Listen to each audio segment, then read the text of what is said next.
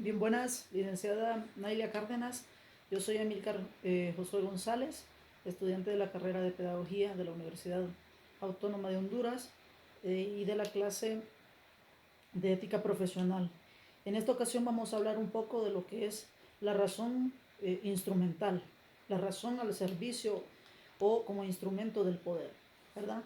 Vamos a utilizar como base lo que es la Escuela de Frankfurt, ¿verdad? Y con dos grandes pensadores de esa época, como lo es el señor Adorno y el señor Horkheimer, ¿verdad? En su dialéctica de la ilustración, que escriben desde California en 1940 y que luego es publicada en 1947, ¿verdad? Y que utilizan como base los escritos y los pensamientos del señor Benjamin, que es un judío muy inteligente perseguido en Francia, ¿verdad? Y desde donde despegamos entonces para explicar un poco de lo que es la razón al servicio del poder.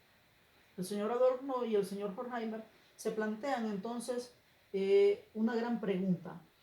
A partir de la Revolución Francesa, cuando nuestra sociedad ya está propuesta para lograr un despegue eh, realizador de la misma, cuando puede crear una sociedad ordenada, una sociedad civilizada, entonces sucede un acto de barbarie como lo que sucedió en Auschwitz, ¿verdad? En Alemania, donde, como ya sabemos, más de 6 millones de personas, ¿verdad? Judíos, gitanos, homosexuales, fueron exterminados en un campo de concentración, ¿verdad? Causando así una de las tragedias más imponentes de la historia.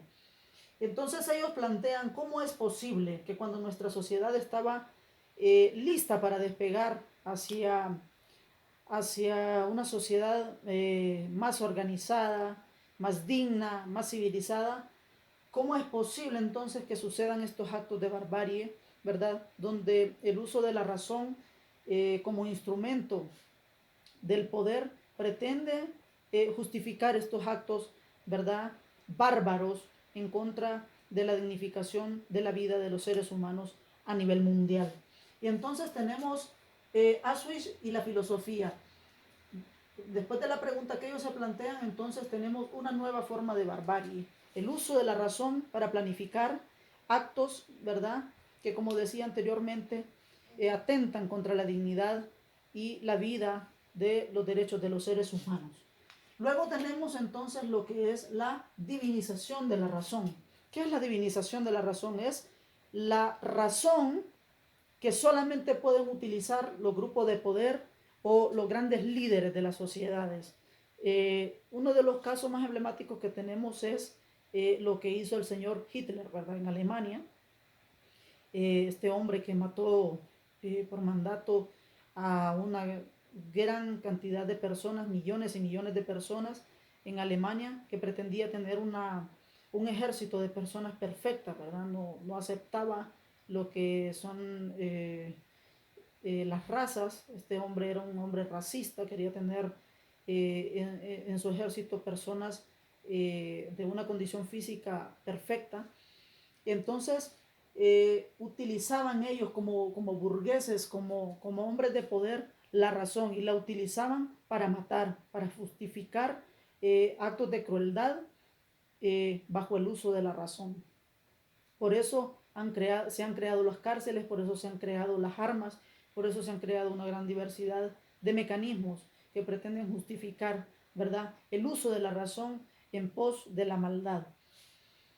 Luego tenemos lo que es el dominio de la razón. ¿Para qué se utiliza la razón? En estos casos de los que hemos hablado, la razón se utiliza para lo malo. En el caso de la tragedia de Auschwitz, ¿verdad?, se utilizó para matar a más de 6 millones de personas. ¿Cómo se mata a 6 millones de personas o más?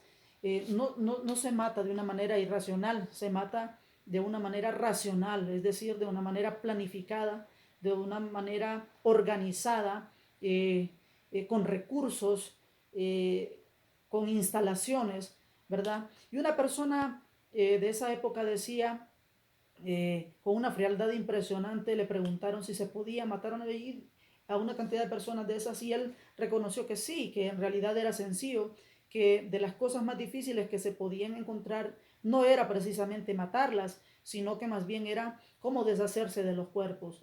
En esos campos de concentración los alemanes tenían unos hornos gigantescos donde cremaban la gente para desaparecerla. También habían algunas fosas clandestinas, ¿verdad?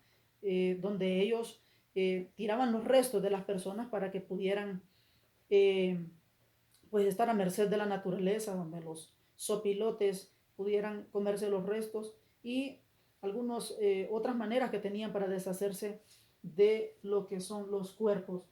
En el dominio de la razón aparece Dios, ¿verdad? Y es donde la gente, los teólogos se molestan un poco porque muchos de esos pensadores se preguntaban dónde estaba Dios en Auschwitz cuando sucedió esta tragedia. Es decir, la gente de fe, la gente que confía en Dios, plantea cómo es posible que Dios no haya aparecido, cómo es posible que Dios permita este tipo de tragedias, este tipo de barbarie, de injusticias que atentan sobre lo más sagrado que es la vida del ser humano y la dignificación de sus derechos. ¿Dónde estaba Dios entonces?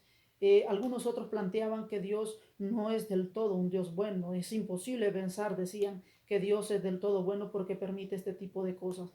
Entonces, ahí aparece Dios. Luego está lo que es la historia. El señor Benjamin plantea que la historia no es un relato, ¿verdad?, que merece un recorrido de dialéctica, de análisis, de hechos variados de la vida, en donde se pueden presentar aquellos lapsos de la historia felices, de bienestar, de explosión de la sociedad, sino que él lo ve como un recorrido, como un panorama donde solamente han ocurrido catástrofes, ¿verdad? Donde no hay prácticamente nada positivo y donde la razón se ha utilizado de una manera negativa, que nos ha dejado golpeadas nuestras eras.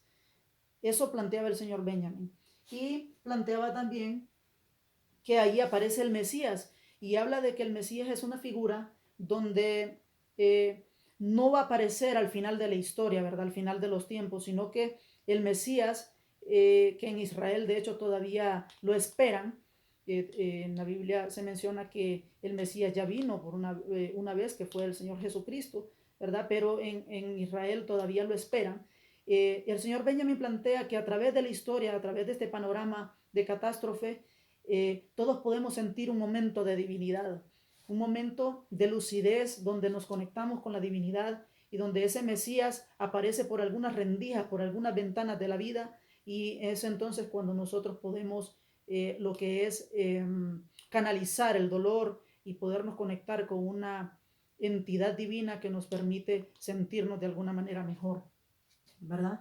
Entonces, ¿cómo se debe usar la razón? Y en la razón debemos usarla de una manera eh, sencilla, de una manera positiva, de una manera que no siga permitiendo estos actos de crueldad, estos actos de barbarie.